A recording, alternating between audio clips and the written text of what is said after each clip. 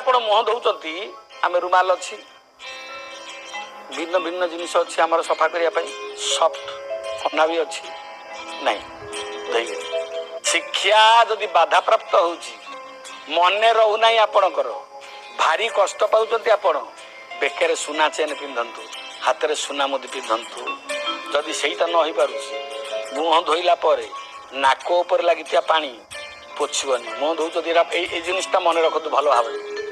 ଯେତେବେଳେ ଆପଣ ମୁହଁ ଧୋଉଛନ୍ତି ଆମେ ରୁମାଲ ଅଛି, ଭିନ୍ନ ଭିନ୍ନ ଜିନିଷ ଅଛି ଆମର ସଫା କରିବା ପାଇଁ, ସଫ୍ଟ।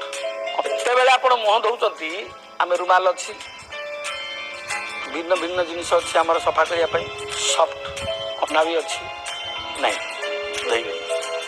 ସବୁ ମୁହଁ ପୋଛି ଧୋଇଦେଲେ ମୁହଁ ପୋଛିବେ, ମୁହଁ ପୋଛନ୍ତୁ, ନାକ ଅଗରେ ଥିବା ପାଣିକି ପୋଛିବେ, ପୋଛିଦେଲେ ଦୁଃଖ ଆସିଥାଏ।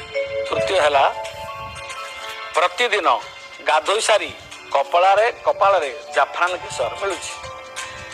ଆପଣ ଦେଖିବେ ପୂଜା ସାମଗ୍ରୀ ଦୋକାନରେ ଜାଫରାନ କେଶର ବାଗିଲେ ସେ ଦେବେ, ଟୀକା ଲଗେଇବେ, ସୁଫଳ ପାଇବେ।